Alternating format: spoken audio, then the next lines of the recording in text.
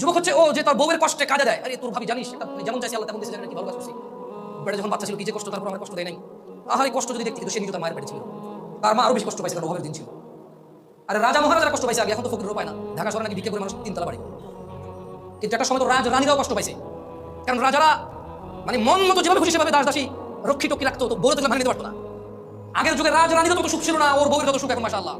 তারপরে তো 42 ইঞ্চি সিনেমার টিভি না হলেও চলে না, বক্স খাট না হলেও চলে না, অমুক ব্র্যান্ডের সোফা না হলে চলে না, সিরামিক লাগবে, এসি লাগবে, ফ্যান লাগবে, কাজের মহিলা লাগবে, তরকারি কুটলে এখানে নাকি দাগ পড়ে যাবে তার বউয়ের। ও দেখছে ওর মা ওর বাপের মায়ের চোটে এই ঘর ফালায় 2 ঘর দৌড়ে যায়, আর ঘরে যায় ঢুকছে ওর বাপ ওখান থেকে ধরে নিয়ে আসা, ওর মায়ের আবার মাসও দেখছে, ও এই কষ্ট দেখছে ওর মায়ের, ওর মাকে দেখছে, ওর মায়ের নির্যাতন দেখছে। ওর মা ওর দাদির সাথে সবসময় লেগে থাকতো কিছু একটা নিয়ে। বাচ্চা করে নিলে সমস্যা, কাম কাজ নাই, ফ্লগ হয়েছে, মাইয়া হয়েছে, এটা স্বাধীন করে থাকবে, দেখায় আমরা রাজা পালিয়ে দৌড়া। আবার এবার এটা রেখে কামটা চলে বলে যে আমি মারি গেলাম, আমার বংশ আগে দিত, মেরে ফেল, কান থেকে দাম মেরে ফেল করে নেই। ওর মা এই একটা ট্রমার মধ্যে দিন পার বছর নিয়ে এক কোমরে ওর রাখছে, আর কোমরে ধান নিছে, এক কোমরে ওর রাখছে, আরেক কোমরে চুলার মধ্যে আগুন দিছে। ও তো দেখে বড় হয়েছে, ও তো সেই গুলাঙ্গার, ও তো ওই অপদার্থ, ওই জালেম যে তার মায়ের চিকিৎসায় বড় ভাইয়ের সাথে ভাগ করে। তার গরিব ভাই দুটো ছেলে মেয়ে নিয়ে দিন কষ্ট পার করে। সে ঢাকা শহরে নিজের ফ্ল্যাটে থাকে, ঢাকা শহরে নিজের বাড়ি আছে, সে চিকিৎসা মায়ের সাথে ভাগ করে ভাইয়ের। তা কোন ভাই গরিব ভাইয়ের সাথে ভাগ করে? ও হচ্ছে এই কুলাঙ্গার, ও হচ্ছে এই নির্দয়, এই জালেম। ওরে আমি, ও তো বয়স বেশি না, তো যুবক এখন ইয়াং, 40 হয় না, 40 হয় না। ওর বয়স 40 হয়, ওর বাপে ওরে পড়াশোনা করানোর জন্য বাকি দুটো ভাইরে কামলা খাটাইছে।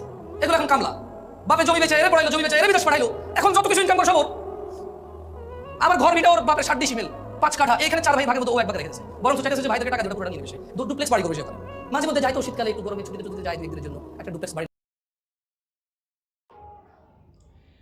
এই যে হুজুরের কাছ থেকে একটা পারিবারিক গল্প শুনলাম আমরা, তো এই গল্পটা কিন্তু শুধু একটা পরিবারের না, আমাদের সমাজে আসলে অনেক পরিবারে এমন গল্প আছে। সেম এই ক্যাটাগরির গল্প অনেক পরিবারে আছে, সেই অনেক আগে থেকে হয়ে আসতেছে। তো হচ্ছে এই যে গল্পটা শুনলাম, এই গল্পের মধ্যে আসলে ভিকটিমটা কে ছিল, আর হচ্ছে ক্রিমিনালটা কে ছিল, ক্রাইমটা কে করছে। ভিকটিম ছিল বোঝাই যাচ্ছে শাশুড়ি বা ওই ছেলের মা, যেই ছেলের সম্পর্কে বলতেছে, ওই ছেলেকে আমি ধরে তারপর আমি সম্পর্কগুলোর নাম দিই। যে কোনো একটা ছেলে সম্পর্কে বললো, তাই না? তো ওই ছেলের মা হচ্ছে কি ভিকটিম। কারণ কীভাবে ভিকটিম? ছেলের মা তার জীবনদশা অনেক কষ্ট করছে, অনেক লাঞ্ছিত হয়েছে, অনেক ট্রমাটাইজ ছিল। হ্যাঁ, ছেলের বাবা বললো উনি যে পাশের ঘরে পালাই গেছে, মানে মায়ের খেতে খেতে পাশের বাসায় বা পাশের প্রতিবেশী ঘরে পালাই গেছে, সেই ঘর থেকে ধরে নিয়ে এসে তারপর তার বাবা তাকে মারধর করছে। ওই ছেলের বাবা ওই তার মাকে মারধর করছে। তারপর হচ্ছে ওই ছেলের দাদি মানে হচ্ছে কি ভিকটিমের শাশুড়ি ভিকটিমকে বিভিন্ন মানসিক যন্ত্রণা দিত, ট্রমার মধ্যে রাখতো, যা করতো তাতেই ভুল ধরতো। হ্যাঁ, শান্তিতে কাজও করতে দিত না, বাচ্চা লালন পালনও করতে দিত না, যা করতো তাতেই ভুল, সবসময় ট্রমাতে রাখতো। তো এখানে তারা হচ্ছে গিয়ে ক্রিমিনাল, তার মানে হচ্ছে ছেলের বাবা, ছেলের শাশুড়ি হচ্ছে ক্রিমিনাল, আর ভিকটিম হচ্ছে ছেলের মা। কিন্তু এই পুরা হুজুর যেখানে হুজুরের কথা থেকে, হুজুরের কথায় তাদের প্রতি কোনো ক্ষোভ কি আসছে? তাদের প্রতি হুজুরকে কোনো ক্ষোভ প্রকাশ করছে যে জালেম ছিল এই লোকটা, একটা ফাজিল লোক ছিল, জালেম ছিল, অপদার্থ ছিল, এরকম কিছু কি হুজুর একবারও বলছে? বা হচ্ছে ওই মহিলা যেই দাদি ছিল ওই লোকের, বা ভিকটিমের শাশুড়ি ছিল, ওই মহিলা একটা ফাজিল মহিলা ছিল, জালেম মহিলা ছিল, এরকম কথা কি হুজুর একবারও বলছে? হুজুর গালি কাকে দিচ্ছিল, বা হুজুরের ক্ষোভগুলো কার দিকে আসতেছিল? ছেলেকে বলতেছিল জালেম, অপদার্থ, ফাজিল। হ্যাঁ, এই কথাগুলো কিন্তু হুজুর ছেলেকে বলতেছিল। আরেকজনের উপর হুজুর তার রাগ ছাড়তেছিল। সে হচ্ছে ছেলের বউ, মানে ভিকটিমের ছেলের বউ। ভিকটিমের ছেলের বউ হচ্ছে আরেকজন ক্রিমিনাল, যার উপর হুজুর ক্ষোভ ছাড়ছে। ওই মহিলার হচ্ছে গিয়ে কাজের লোক লাগে, ওই মহিলার হচ্ছে গিয়ে প্রেগনেন্সিতে কষ্ট হয়, ওই মহিলাকে নিয়ে ছেলে হচ্ছে গিয়ে আপনার আফসোস করে যে প্রেগনেন্সিতে আমার বউর কষ্ট হয়েছে, আমার বউ অনেক ভালো একটা মানুষ, এটা সেটা। এটা কেন বলবে? কারণ হচ্ছে সে তার বাবার কাছ থেকে যা শিখে আসছে, বউকে ধরে পেটাইতে হয়, বউ পাশের বাসায় মায়ের সহ্য করতে না পারে, পাশের বাড়ি থেকে লোকে ওখান থেকে ধরে নিয়ে এসে বউকে পিটাইতে হয়। আর সেই ছেলে মাকে এভাবে করে ট্রমাটাইজ, এভাবে করে মায়ের খেতে দেখে ওই ছেলে এসে তার বউয়ের প্রেগনেন্সির কষ্ট বুঝতে পারে। আজকে এত বড় জালেম কি করে হইল ওই ছেলে? এটা হচ্ছে হুজুরের কথার প্যাটার্নে, হুজুর এভাবে তো উপস্থাপন করলো। এটাই তো দেখলাম আমরা। তাহলে প্রয়োজনে আরেকবার দেখে নেবেন, আপনারা ভিডিওটা দেখবেন হুজুর কার উপর আসলে ক্ষোভটা ছাড়লো এবং কেন ছাড়লো। এখানে কিন্তু একবারও হুজুর বলতে পারেনি ছেলে মায়ের উপর জুলুম করতেছে, মায়ের চিকিৎসা করতেছে না, মায়ের দায়িত্ব নিচ্ছে না, মায়ের দেখাশোনা করতেছে না, মায়ের ভরণ পোষণ দিচ্ছে না, মায়ের কিছু করতেছে না, এরকম ব্লেম কিন্তু একবারও ছেলেকে সে দিতে পারে নাই। জাস্ট ছেলের উপর ব্লেম কি সে বউয়ের কষ্ট বুঝতে পারে। কেন বুঝতে পারবে? সে তার জীবন দশায় বাবাকে দেখে আসছে বউ পিটাইতে, তার শাশুড়িকে দাদিকে দেখে আসছে বউর উপর টর্চার করতে। এখন তার মাকে কেন শাশুড়ির আসনে বসে বউর উপর বউকে ট্রমাটাইজ করতে পারে না? সে কেন তার বউকে মারধর করে না? এটাই কি তার ফল্ট? I don't know. আচ্ছা, এখন এখন আরও ফল্ট হুজুর দেখাইছে, এখানে ওই ফল্ট নিয়ে আমি কথা বলতেছি। এই মহিলা হচ্ছে গিয়ে হাজব্যান্ডের টাকা থাকা সত্ত্বেও, টাকা আছে, সামর্থ্য আছে, হাজব্যান্ডের কাছ থেকে সোফা, খাট, ফ্ল্যাট, বাড়ি, এসি এগুলো কোনো চাই। হুজুর তো বললোই যে টাকা কামাই করছে ওই লোক। এখন টাকা কামাই করার পর এমন তো না সেই ফ্ল্যাটে হচ্ছে গিয়ে মাকে রাখতেছে না, সেই ফ্ল্যাটে এসি মায়েকে জায়গা দিচ্ছে না, চিকিৎসার খরচ দিতে দিচ্ছে না, এমন কিন্তু কিছু না। ঠিক আছে, এরপরেও হচ্ছে কি এই ছেলের দোষ, ছেলের দোষ। এখন ছেলের দোষটা কেন হচ্ছে?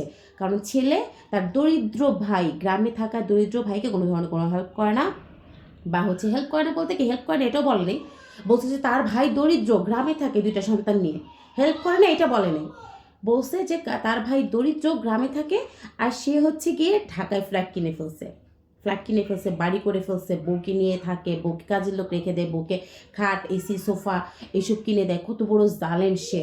ভাই তার মানে কী করা লাগতো? ভাইকে বাড়ি করে দেওয়া লাগতো, আগে ভাইয়ের ব্যবস্থা করা লাগতো, এরপর নিজে থাকা লাগতো, বা নিজে একটা ফ্ল্যাট করছে, ভাইকে কেন একটা ফ্ল্যাট করে দিল না?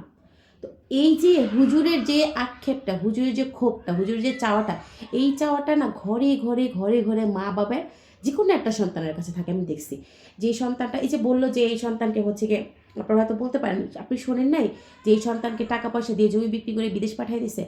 হ্যাঁ, এরকম হয় সংসারের মধ্যে, বা পরিবারের যেই সন্তানটা একটু বেশি কর্মঠ, একটু বেশি স্কিল্ড, কাজ করতে পারবে, বিদেশ গিয়ে কাজ করবে, বা দেশেও ব্যবসা দিলে ব্যবসা করে খাইতে পারবে, উন্নতি করতে পারবে ব্যবসার, বা টাকা আর্ন করতে পারবে, মানি মেকার যে ছেলেটা, ওই ছেলেটাকেই মানি দেয় যে এই মানি দিয়ে তুমি আরও মানি মেক করো।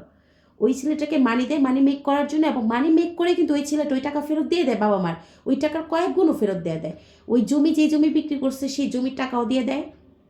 আমার ব্যক্তিগত অভিজ্ঞতা, আমি অনেক ফ্যামিলি দিচ্ছি এরকম, টাকা দিয়ে দেয়, বা যদি ঋণ করে বিদেশ পাঠায় বা ব্যবসা ধরে, সেই ঋণও শোধ করে সেই ছেলে, কিন্তু ঋণ শোধ করার পরে আরও দেয়। দেখা যায় ছোটো ভাই বোন থাকলে তাদের পেছনে খরচ করে, তাদেরকে স্টাবলিশ করার ট্রাই করে, তাদের পড়াশোনার পেছনে ব্যয় করে, তাদের বিয়ে পেছনে ব্যয় করে, করার পরও বাবা মায়ের চাহিদা থাকে, ভাই সমাজের লোকজনের, ভাই যে হুজুরের দেখবেন চাহিদা আছে, সে কেন ফ্ল্যাট করবে, সে কেন বাড়ি করবে, ভাইদেরকে কেন করে দিল না, ভাইরা কেন দরিদ্র? এখন ভাই ভাইদেরকে আল্লাহ হাত পা মাথা কিচ্ছু দেয় নাই? তো ভাইদেরও টাকা দিত, ভাইদেরও বাবা টাকা দিত, তারও এস্টাবলিশ হতো। দেখা যায় ভাইদের পেছনে দিলেও তারা কিছু করতে পারবে না। ওরকম পরিবারের একটা থাকে খুব কামের, বাকি যেগুলো আকামের থাকে ওগুলোর প্রতি বাবা মায়ের দৌড় উতলায় উতলায় পড়ে। তুমি কাজের ছিল, তুমি টাকা আর্ন করছো, তুমি এবার বিলাও। এরপর হুজুর আরেকটা জিনিস উল্লেখ করলো, যে হচ্ছে গিয়ে এই এই ছেলের বাড়ির বাবার ভিটার ভাগও নিছে। মানে হচ্ছে কি, কোন হাদিসে আছে হুজুর, কোন হাদিস বা কোন আয়াতে আছে যে তুমি যদি পয়সাওয়ালা হও, তুমি তোমার দরিদ্র ভাইকে তোমার বাবার ভাগ ছেড়ে দাও, তোমার বাবার ভাগ তুমি ওখান থেকে নিবে না? এটা কি হাদিস না কোরআন না ইসলাম? কোনটা? কোনোটার মধ্যেই তো এটা পড়ে না। তাহলে হুজুর কেন ক্ষুব্ধ? এই ছেলেটার ওপর কেন ক্ষুব্ধ? ওই ছেলেটা, মায়ের দায়িত্ব তো ভাই সব সন্তানের। কোনো সন্তান যদি একটু বেশি ধনী হয় হয়তো একটু বেশি করবে, কম ধনী হলে কম করবে, কিন্তু সব সন্তানের। এখন কোনো সন্তান যদি একা সবসময় করে, এখন যদি সে একটু দাবি করে যে অন্য ভাইরা কেন কন্ট্রিবিউট করতেছে না, এখন সেই সন্তান ক্রিমিনাল হয়ে গেল। সেই সবসময় করতেছে, পুরো ক্রিমিনালও সে। সেই যে টাকা আর্ন করতেছে বা টাকাটা কি তার ঘরে এসে কেউ দিয়ে যাচ্ছে? ঘরে তো সে দিয়ে যাচ্ছে না, সে পরিশ্রম করে মানি মেক করতেছে। যে দরিদ্র ছেলে, যে ভাইটা গ্রামে থাকতেছে, বাড়ি করতে পারে নাই, ঢাকায় ফ্ল্যাট করতে পারে নাই, বউকে এসি কিনে দিতে পারে নাই, একদম সে হচ্ছে ভিকটিম, কারণ সে পারে নাই। এখন তার ভাই তাকে দিল না কেন? সে হচ্ছে ভিকটিম। ওই ছেলেটা কেন পারলো না? তার হাত পা মাথা নাই, সে কেন পারলো না? সে কেন অকর্ম? তাকে কেন বাবা টাকা দিয়ে বিদেশ পাঠালো না? তাকে এই জন্যই পাঠানো, সে পারবে না। যেটা পারবে ওটাকে পাঠাইছি, এইবার তুমি হচ্ছে সবাইকে খাও, তুমি বিয়ে করো না, তোমার বাচ্চা কাচ্চা বউ, তোমার কোনো ভবিষ্যৎ নাই। এবার তুমি যে টাকা আর্ন করছো তোমার সব কিছু দিয়ে ভাই বোনের বাচ্চা কাচ্চা, ভাই বোনের বাড়ি গাড়ি সব কিছু করে দাও। তোমার জীবনে তুমি কেন কিছু করবে? তুমি কিছু করলে তুমি হচ্ছ ক্রিমিনাল, তুমি হচ্ছ খারাপ। এরপরে তোমার মা জীবনে অত্যাচারিত হয়েছে, তুমি কেন বউকে অত্যাচার করতেছো না?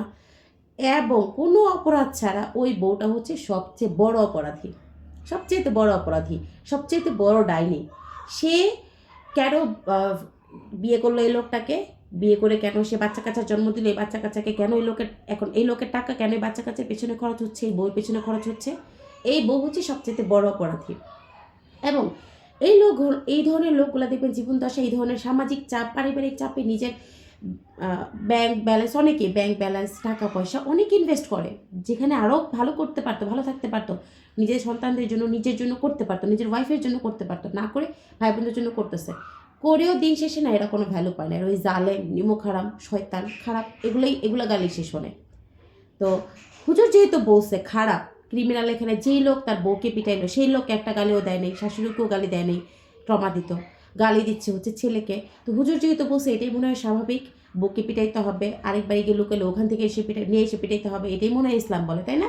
এখন আমি ইসলাম নিয়ে কিছু বললে বলবে এই ব্যাপারটা মহিলা, ফাজিল মহিলা, তুই জানিস কতটুকু ইসলামের, তুই কোরআনের কয়টা আয়াত পড়ছিস, হাদিস কয়টা পড়ছিস। ভাই এখন মাওলানা ছাড়া না আমরা কোরআন পড়তে পারবো না, আমাদের কোরআন পড়া নিষিদ্ধ, কারণ হচ্ছে আমরা মেয়ে, আবার পর্দা করি না আপনাদের মনের মতো করে, যেভাবে বলে আপনারা চোখ ছাড়া কিছু দেখা যাবে না, পারলে একটা চোখ ঢেকে ফেলা, একটা চোখ দিয়ে দুনিয়া দেখা যায়, একটা চোখ দিয়ে সব কিছু দেখা যায়। এখন ওরকম করে কেন পর্দা করি না? আমরা কোরআন পড়ার অধিকার রাখি না, আমরা কোরআন হাদিস নিয়ে কিছু বলার অধিকার রাখি না, হুজুরাই শুধু বলার অধিকার রাখে। আর হুজুররা কীভাবে মিসগাইড করতেছে হোল সমাজটাকে, পুরো সমাজটাকে, পরিবারগুলোকে কীভাবে মিসগাইড করতেছে দেখেন। বউর প্রেগনেন্সির কষ্ট দেখা যাবে না, কারণ তার মা তার বাপের কাছ থেকে মাইর খাইতো, শাশুড়ির কাছ থেকে মানসিক টর্চার সহ্য করতো সারাদিন, এই জন্য বউয়ের প্রেগনেন্সির ট্রমা দেখা যাবে না। আগের দিনের মহিলাদের প্রেগনেন্ট হইতো, কষ্ট হইতো, বাচ্চা পালতে কষ্ট হইতো, কাকে নিয়ে ধান সিদ্ধ করতো। এখন ফ্ল্যাটের মধ্যে যে কেউ ধরার থাকে না বাচ্চা, আমরা যে এক কাকে নিয়ে রান্না করি, আমরা বাথরুমে গেলে কি বাচ্চা যে দরজার সামনে কান্না করতে করতে হার্ট ফিল করে, আমরা যে দরজা খুলে গোসল শাওয়ার নিতে হয়, শাওয়ারটাও নিতে পারি না, এখানে কোনো প্রবলেম নেই। প্রবলেম হচ্ছে আগের দিনের বাচ্চা পালতে কষ্ট হয়েছে, তার মায়েরা কষ্ট করছে। এখন এই বউয়ের কষ্ট চোখে দেখেও বউয়ের কষ্ট কেন সে রিয়েলাইজ করতেছে, ফিল করতেছে, এটা হচ্ছে তার সবচেয়ে বড় অপরাধ, এই জন্য সে গালি খেয়েছে। যে লোকটা বউকে পিটাইছে, পাশের বাড়ি থেকে ধরে নিয়েছে, সে গালি খায় না। তার মানে ইসলামে প্রকৃত পুরুষ হচ্ছে তার বাবা, যে বউ পিটাইতো। আর জালেম হচ্ছে এই লোকটা যে তার বউর কষ্ট বুঝতে পারতেছে, যে তার নিজের জীবনের জন্য কিছু করতেছে। ভাই বোন কি আসলে পাও না? একটা ভাই টাকা আর্ন করলে বাকি ভাই বোন কি শরীয়তের মতে ওই ভাইয়ের সম্পদ পাও না? ওই ভাই ফ্ল্যাট করা অপরাধ? আপনারাই বলবেন, আমি বললে তো আবার আমার দোষ হয়ে যাবে, তাই না?